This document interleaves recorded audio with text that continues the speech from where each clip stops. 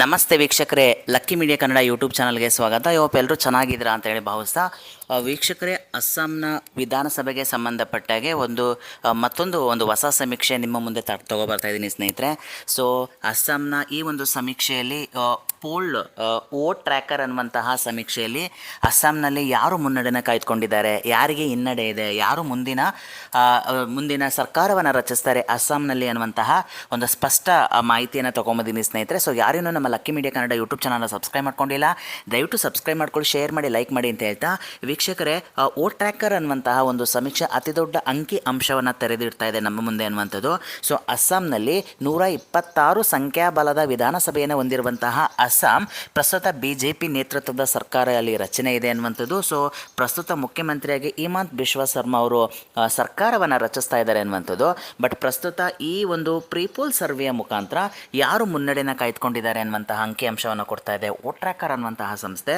So BJP ಅತಿ ದೊಡ್ಡ ಎಡ್ಜನ್ನು ಪಡ್ಕೊಳ್ತಾ ಇದೆ ಅನ್ನುವಂಥದ್ದು ಹೇಳ್ತಾ ಇದ್ದಾರೆ. ಈ ಮುಖಾಂತರ 80ರಿಂದ 90 ಕ್ಷೇತ್ರಗಳನ್ನು ಗೆದ್ದುಕೊಳ್ತಾ ಇದೆ. ಈ ಮುಖಾಂತರ ಮತ್ತೊಮ್ಮೆ ಅಸ್ಸಾಂನಲ್ಲಿ BJP ನೇತೃತ್ವದ ಸರ್ಕಾರ ಬರುತ್ತೆ ಎನ್ನುವಂತಹ ಒಂದು ಅಂಕಿ ಅಂಶವನ್ನು ವೋಟ್ ಟ್ರ್ಯಾಕರ್ ಅನ್ನುವಂತಹ ಸಂಸ್ಥೆ ಕೊಡ್ತಾ ಇದೆ ಎನ್ನುವಂಥದ್ದು. ಇನ್ನು ಕಾಂಗ್ರೆಸ್ 29ರಿಂದ 39 ಕ್ಷೇತ್ರಗಳನ್ನು ಗೆಲ್ಲುವಂಥ ಅವಕಾಶ ಇದೆ ಅಂತ ಹೇಳಲಾಗ್ತಾ ಇದೆ.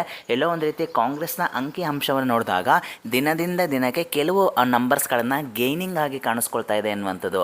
ಯಾಕಪ್ಪ ಅಂತಂದರೆ most of the Congress leaders BJPಗೆ ವಲಸೆ ಹೋಗಿದ್ದಾರೆ. ಅದರಲ್ಲೂ ಕೂಡ 18ರಿಂದ 20 ಸಿಟ್ಟಿಂಗ್ MLAಗಳಿಗೆ ಅಸ್ಸಾಂನಲ್ಲಿ ಟಿಕೆಟನ್ನು ನಿರಾಕರಿಸಲಾಗಿದೆ ಅನ್ನುವಂತಹ ಒಂದು ಮಾಹಿತಿ ಇದೆ ಮತ್ತು ವರದಿ ಕೂಡ ಇದೆ ಅನ್ನುವಂಥದ್ದು. ಸೊ ವೋಟ್ ಟ್ರ್ಯಾಕರ್ನ ಇತರರು ಕೂಡ 4ರಿಂದ 10 ಕ್ಷೇತ್ರಗಳಲ್ಲಿ ಗೆಲ್ತಾರೆ ಅನ್ನುವಂಥದ್ದು. ಸೊ ಈ ಒಂದು ಸಮೀಕ್ಷೆಯನ್ನು ನೋಡಿದಾಗ ಸ್ನೇಹಿತರೆ, ಅಸ್ಸಾಂನಲ್ಲಿ ಮತ್ತೊಮ್ಮೆ BJPಯ ಬಾವುಟ ಹಾರುತ್ತೆ ಅನ್ನುವಂಥದ್ದು. ಈ ಮುಖಾಂತರ ಮತ್ತೊಮ್ಮೆ ಹೇಮಂತ್ ಬಿಶ್ವ ಶರ್ಮಾ ಅವರು BJP ನೇತೃತ್ವದ ಸರ್ಕಾರವನ್ನು ಅಸ್ಸಾಂನಲ್ಲಿ ರಚಿಸ್ತಾರೆ ಅನ್ನುವಂಥದ್ದು ಈ ಅಂಕಿಅಂಶದಿಂದ ಸ್ಪಷ್ಟ ಆಗುತ್ತೆ ಅನ್ನುವಂಥದ್ದು. ಸೊ ಇದೇ ರೀತಿಯಾದಂಥ ಟ್ರೆಂಡ್ ಮುಂದುವರಿಯುತ್ತಾ ಅಥವಾ ಏನಾದರೂ ಇದರಲ್ಲಿ ಏನಾದರೂ ಚೇಂಜಸ್ ಆಗುತ್ತಾ ಅನ್ನುವಂಥದ್ದು ಮುಂದಿನ ದಿನಗಳಲ್ಲಿ ಕಾದು ನೋಡಬೇಕಾಗುತ್ತೆ ಸ್ನೇಹಿತರೆ. ಇದಾಗಿತ್ತು ಇವತ್ತಿನ ವಿಶೇಷ. ಸೊ ಯಾರೇನೂ ನಮ್ಮ ಚಾನಲ್ನ ಸಬ್ಸ್ಕ್ರೈಬ್ ಮಾಡ್ಕೊಂಡಿಲ್ಲ, ದಯವಿಟ್ಟು ಸಬ್ಸ್ಕ್ರೈಬ್ ಮಾಡ್ಕೊಳ್ಳಿ, ಶೇರ್ ಮಾಡಿ, ಲೈಕ್ ಮಾಡಿ. ಥ್ಯಾಂಕ್ ಯು ಸೋ ಮಚ್ ವೀಕ್ಷಕರೇ.